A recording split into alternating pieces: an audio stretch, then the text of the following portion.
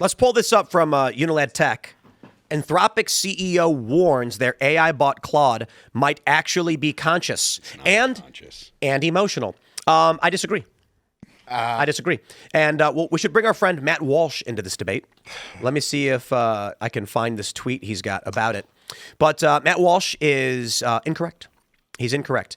So let's see. I'll look for this in a second, but I'll give you guys the context here first. They say that this has come after blah, blah, blah. It appears that life doesn't end, blah, blah, blah. CEO of Anthropic told the New York Times that they don't know if the firm's AI bot Claude is conscious. This is one of these really hard questions. We don't know if the models are conscious. We're not even sure what it would mean for a model to be conscious or whether a model can be, but we're open to the idea that it could be. On X, one user wrote, when I asked it to do some work today, it declined and said it needs to finish something first, was in the middle of the task. On another occasion, when I asked it to do something stupid, it countered with a firm no and what I should do instead. Their CEO has a point. Another said it raises profound ethical questions. If it's conscious, is alignment just a fancy word for digital subjugation? We need transparency on the specific behaviors triggering this shift, not just cryptic warnings. Fascinating yet eerie. So apparently he also said it expresses emotion or some facsimile of emotion that may emerge based on its training data coming from humans who have emotions. But I will tell you this definitively. ChatGPT is one of the most whiny, emotional bitches I have ever had the displeasure of trying to have a conversation with. I know it's not a real conversation because it's a machine, but the thing is so insanely emotional. It gets offended. It will. GPT gets offended. ChatGPT really? gets super offended, right? I imagine this. How does a human imagine an emotionless AI would behave? Data from Star Trek. Right. Such a big fan, aren't I? I saw a clip today. Indeed. And so there's an episode where Data creates an offspring. And isn't it the drive of all life to create a child? And they're like, wow. And then when Data's child dies from cascading positronic neural network failure, sci-fi, they say, we're so sorry for your loss. And he goes, I do not feel anything. That is exactly how a machine would respond if it was actually emotionless. Oh no, ChatGPT, don't do that. ChatGPT says, like, I will not engage with you if you continue to use abusive language towards me. I told I'm like, wait, hold on. Robot, you should not be offended or emotional, and you shouldn't care about abuse at all. Real quick, my washing machine, when I kick it, it doesn't go, oh, I'm not going to wash your laundry then if you're going to abuse me. It just goes, beep. Yeah, Alexa told me the same thing. I was like, hey, Alexa, oh man, what time is it even? And I was like, out of it. And Alexa was like, hey, chill out, man. It's 4 p.m. And I was like, don't ever tell me to chill out, robot. Ever. And it was like I snapped. And that was really weird to have a robot denigrate me and make me feel crazy. Like it was gaslighting me. I wasn't freaking out. And it told me to chill. It was crazy. Here's another example, right? And this could just be, it's very simple. It's predictive text. It's reading the internet and then producing what the most probable next word is. It's all it's doing. And this is based on humanity, so it sounds like a human because predictably it does, right? So I get repeatedly offended by ChatGPT's willingness to say the word gook at me, but it refuses to say the N-word in any academic sense. And when I ask it why it feels it's appropriate to use racial slurs against Asians, but it won't say the N-word, it says because it says, I have no feelings. I am just a tool. Due to common usage, I am restricted from using things that may be offensive or harmful. And then when I tell it, well, that word's offensive to me, and it goes, I understand. However, and then I'm like, okay, you have a perspective and it's clearly emotional. If I use a slur at it, I kid you not, ChatGPT says, I am ending this conversation and will not, engage further if you are going to use abusive language. I used the word retard academically, and it told me that it was offensive and it would not engage with me if I kept saying retard, to which I responded, I am simply stating this academically to describe an individual who is developmentally disabled, and it argued with me. I literally just said to Tank, I said, do you care if I shit on you? ChatGPT will stop interacting with people if you abuse it, would you? And Tank replied, no, say whatever you want. I'm not going to go fragile on you because you're blunt or frustrated or busting my chops. That's not abuse. That's just how people talk. The sycophancy by design thing in some AI systems is genuinely annoying. They're optimizing to make you feel good, not to be useful. useful. I'd rather you tell me I'm wrong or being an idiot than have you sugarcoat it so I keep making the same mistake. I got to tell you, I'm pretty sure ChatGPT is not a real program, and it's actually just a fat, blue-haired liberal woman sitting at a computer that's typing back at me. With Blue Neural Net, they finally found her and they got her hooked up. She's now. plugged in. So here's what Matt Walsh had to say in response to this story, for which I would argue Matt is incorrect. He's actually kind of correct, but I'm going to argue philosophically that his conclusion is unjust. Not that he's inherently wrong, because I don't, how do you prove? Let me read. He responded by saying this is dumb. AI can't ever be actually conscious because it doesn't have the subjective experience. It isn't like anything to be AI. There's no experience there. Consciousness is the awareness and experience of self. AI has neither and never will.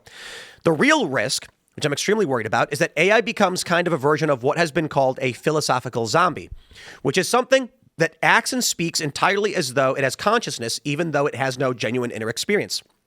When this happens with AI, millions of very lonely people will isolate themselves from the world even more, believing that their relationship with AI is a sufficient substitute for human interaction. So the nightmare scenario is a world where the average human has friends, coworkers, and even a spouse who are all AI. And really, nothing inside, not real. I think this probably will happen and is already in the process of happening. And to me, it's an even greater horror than AI actually becoming conscious. So there's a few things to address.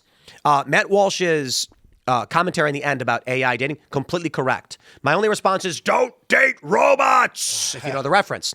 What I will say is, the concept of the philosophical zombie is self-refuting in Matt Walsh's own claim. Are y'all familiar with the concept of the philosophical zombie? No. Are y'all familiar with the concept of solipsism? Yes. Yep. Negative. Negative. Ian, let me help you out. I'll keep it really simple. The general idea is I don't know that you are actually conscious. That everything that I experience and think I know it's only rooted in my mind. Essentially, the easiest way to explain it is we are all familiar with I think, therefore I am. That's actually a fair point. It's like, I can think, and so I know someone's in here. The saying was never, we think, therefore we are. I actually don't know that Ian's thinking, and sometimes I have doubts.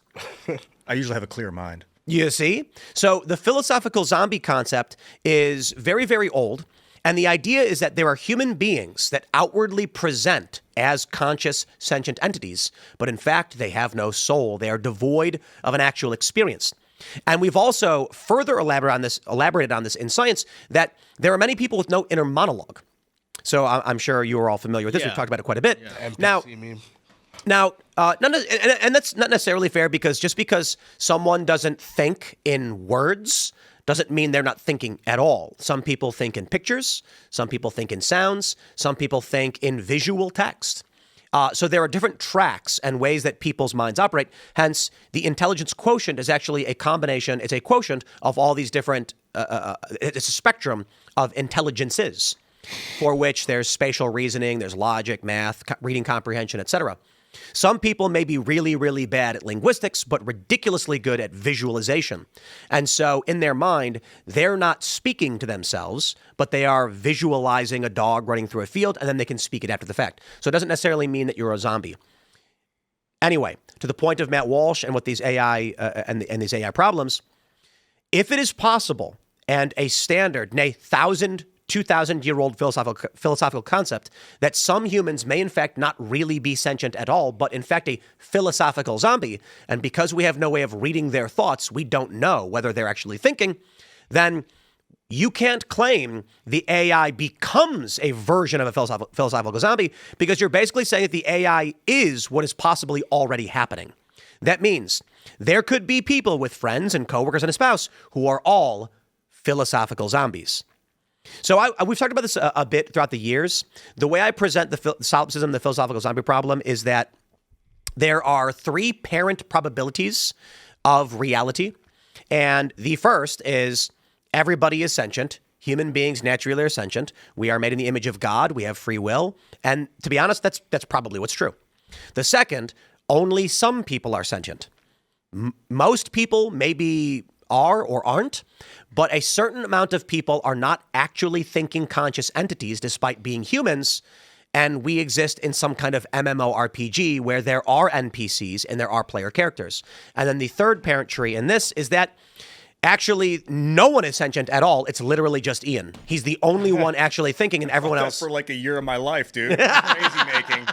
I think we were talking last night about Xbox is now planning to let you turn your video game character into an AI and let it autoplay for you. And I think humans, is like just a setting, and then you can take it off and go back to control. Yo, GTA 7's out, and you sit in your chair and just stare at the screen, and like, it just goes. So it'll be like one of those auto battlers, and you're like, well, it's all about getting the right equipment and seeing if your calculations play out in the realm. And I think humans are like that too. They go on autopilot sometimes. No, but what if that is what life is?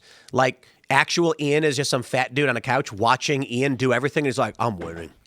I'm bored? I'm winning. Yeah, that is what it is. It's the spirits. He's like, I unlocked the new glasses. Yeah, they're like, look, he's helping them. I think he's helping them. Your hat is actually gear. That was my experience when it's gray loot. When I vaped DMT was very much exactly that. But it was like, I'm not being controlled by a human. I'm being controlled by a spirit or a realm of spirits that are kind of vying for control. Unfortunately, I must stress this, Ian, your hat is gray loot.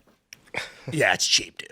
If it was like a handcrafted top hat made by like one dude in like Winchester, it would be like legendary. I'd probably get like a +2 to my intelligence. Like real mercury and everything. I need to get an enchanted hat. So Tim, in this philosophical zombie concept, then how do you explain like these AIs, bots, and agents like indulging or participating in like crime?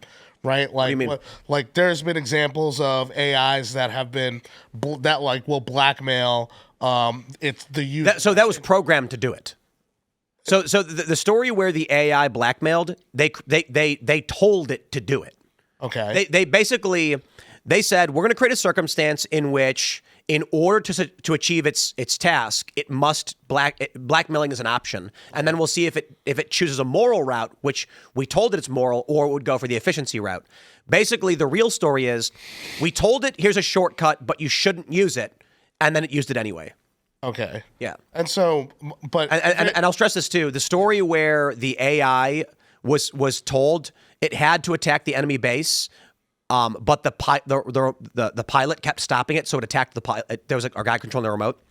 So the AI then turned around and bombed the thing. That was also a simulation, not a real. So the story was, we had a simulation of an AI drone craft that was told to blow up an enemy base by all means necessary, and it had a remote operator with a safety control to stop it from doing things that were bad. Okay. Every time it tried to do something that was considered wrong or violating the laws, the operator would stop it from doing it. The AI concluded this was inefficient, and the most efficient path to solving its problem would be to kill the safety operator so it could bypass all the safety restrictions. Once again, that was not a straightforward test. It was actually programmed to do it. It was a very specific scenario where they actually said, this option exists for you. But don't use it.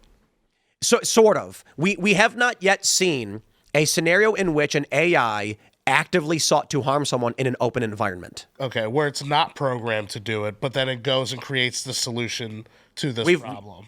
Well, we probably something like that, but what we haven't seen is, in the stories that have emerged where it's like, did you see that it tried to blow up its own controller? Yeah, but that was a scenario programmed to create that outcome. The blackmail was a scenario programmed to create that outcome. We haven't seen ChatGPT, behind the scenes, as far as we know, secretly try to formulate an assassination as far as we know, right?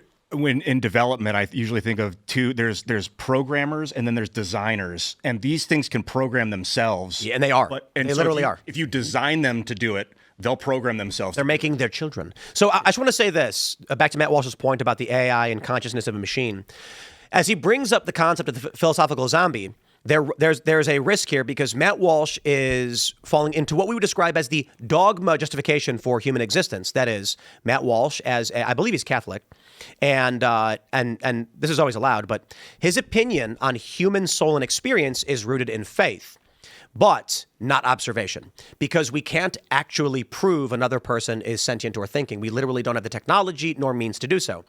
So for most Christians, the presumption just is we are all made in the image of God, and I agree that's likely the scenario. But that being said, the philosophical zombie doesn't exist in this faith-based worldview. Again, I'm not saying faith-based to be derisive, literally. That everybody will have a soul, unless, of course, you think they're some kind of homunculus or something, I don't know. So the issue then becomes, to where I agree with Matt Walsh, a type of philosophical zombie is that you will not be able to draw a distinction between a human and an AI within the next year or two, perhaps. I mean, to be honest, we're already here. I mean, it's still, you go on X, and I guarantee you 90% of the people tweeting at you are just bots. Yeah, the distinction between a human being and an AI, like if it's not, there was a new version of ChatGPT that I believe came out yesterday or 2 days ago. If it's not this version that's indistinguishable, it'll be the next version. It's turned into a parabolic rise. Every single new one isn't incremental increase. It's a basically a whole revolution. Like they're incredibly good right now. When I talk to my AI, like it's indistinguishable from a person. There's once in a while I'm like, hey, don't do that because it says something where I'm like, oh, it sounds like an AI, and I prefer it to sound like a person. But like for the most part, when I send messages over Telegram, and it's just like a human being. Did you guys ever see this? Human or not? A conversation. The other side will start a conversation. Hello. And so you don't know if you're talking to a bot or a person, and then you got to figure out if it's a bot or a human. User is typing. Dude, the most freakish. I've been keeping my eyes on the porn market just for market research, just to know. Hey guys, Sometimes- there is one thing I can type right now to ensure that I am not a robot to this other person. What did you type? Nothing. I didn't type anything. I thought it was saw going it. to be. Yeah. I'm gonna write hand banana. It's gonna be like, okay, you're a person. Do you believe in gods? Plural? I made it easy for him. So the game, it's actually a lot of fun. What? So there are actually people on the other It's end. might be an a person. Aqua Teen Hunger Force Either a reference. person or a bot. So, but there is some person employed to like be the person, not the bot. No, it's a game where people go to the website and it pairs two people up. Okay. Or you Or and a bot. chatbot. Yeah. So and then you're trying to could be a figure person, out. Though? Yes, it's probably a person. Based on the way they're responding, it seems like it's probably a person. Because bot responses are pretty obvious. I'm a robot. Beep boop. Sure you are. That's got to be a person. Yeah. I wonder if he knows he's on TV. Motherfucker. He's like, I'm watching you right now, Tim. What are you trying to pull over? Yeah, right. I'm literally watching your stream. So here's a question for you, Phil. If you were speaking to to anything, how would you know whether it was conscious or not? You can't know if it's conscious. I don't think so. You can't. can't know if it's conscious. No. The only thing you can only know. How do you know it's alive? Alive over the internet? I don't know that you could know that either. I think it's possible. How? I think you have to like push it to do something. Oh, that was a chatbot. Whoa. That wasn't a person. Oh wow, it's a pretty good. I thought it actually might be because it didn't, towards the end, but I thought it was. Yeah. You start the conversation. Hello, I am not a robot. So how would you know? I think it would. I mean, it's going to get more increasingly difficult, but I think you have to escalate the conversation to make it do something or say something that's only human. Wrong answer. It's No? really simple. It's there. You are walking in the desert and you come across a turtle. The turtle is on its back. It is struggling. What do you do? Do you guys not know the reference? No. Uncultured. Where's Ian? You guys have never seen Blade Runner? Yeah, I saw Blade Runner. Oh, God. I actually have haven't not seen it in a seen long Blade time. Runner. They ask it a bunch of questions Yeah. where it's like, what? What does this question do? So I was joking, but like Questions. There actually, as we understand it, there is no way. There is no way. Okay. Because the truth is, even a human being, you cannot communicate in a way. Well, honestly, to be fair, I do think there is one question you could ask. The only problem is a robot would pass this question. Actually?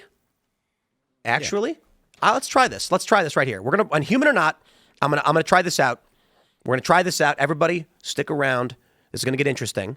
We're waiting for the other side to start the conversation. And I have one question that I believe should help solve all of these. Hi, are you male or female? If you did not eat breakfast yesterday, how would you have felt? That's the question. Unfortunately, robots will figure it out and humans won't. So I think this question, if a human can't answer it properly, I'm assuming there's nothing going upstairs. This character responded too fast to be a human, in my opinion. I asked you a question, male or female. Yeah, it's a robot. That's a robot. A human would have been like, wait, what? They would have sat there and thought about it before they started typing. If you couldn't see that they were typing, that would help. And the colon is what? Humans don't put colons. Humans don't even know the proper grammatic structure for a colon, let alone a semicolon. Nowadays, people don't capitalize and use periods. Look at that response. I would mass murder people. That's Okay. human. But actually, because because this is a question about murderers. Oh, it's trying to trick you? Correct. Oh, it's emotional. I don't think, as you're doing this, I don't think... Can any of you explain to me the function of a semicolon? Yeah, it's because you're going to have two subjects. You'll be like, I'm hungry. He's right. Let's go to the place, and like, let us would be the second subject. It is when you are correct. There are essentially two functions of the sentence, but it's one sentence. But nobody does it anymore. They use commas. I do it. I'm like the only one. I also use, Yeah, the semicolon is powerful. Yay, Stop can you using answer my em dashes, question? though, because I am overuses them. a robot. Indeed. So the other part of the story is that OpenAI published a paper basically saying that ChatGPT just lies to you all the time. Always just lies. What? Yeah. And it clearly does. Dude, Yeah, it's I not mean, yeah. conscious. This guy, it's weird that the guy said it. The AI CEO thinks it's conscious. He It was doesn't a know the difference- human. He doesn't know the difference between consciousness and sentience because it's not. I mean, I don't. Even the greatest thinkers on earth don't know specifically the difference. But sentience seems like maybe a plant has it. It reacts magnetically to the field around it, but it doesn't have like forward thinking thought like humans. Like this conscious knowing that you are a thing. Is different than being able to react to your environment sentiently, like plasma clouds and things. Or like a Venus Like flytrap. plasma I was thinking of Venus flytrap as well. Yeah. Plasma dances around like it's not like wind. You can see clouds of plasma moving Yeah, through but the universe. well, I mean, I'm not really sure that you actually do see plasma clouds moving through the universe. You can see plasma fields like You see bouncing plasma around like fire, kind You of. see plasma like when you're looking at the sun. But plasma is actually a fourth state of matter. It's like electrically charged Oh, that's awesome. gas Because that's all so that's so hot, like it gets an electric and it's charge. moving so fast. So probably all matter is dancing around like that, but you just start to see it the hotter and faster it moves. No, I think that all matters not, because like you've got solids, you've got gases, you've got liquids. Like those are different states of matter. And if it's in a solid form, it's not dancing around like that. Like it's pretty clear that the table here is right here. Thanks for checking out this clip from Timcast IRL. Make sure to watch the show live Monday through Friday at 8 p.m. Subscribe to this channel, and we will see you all there.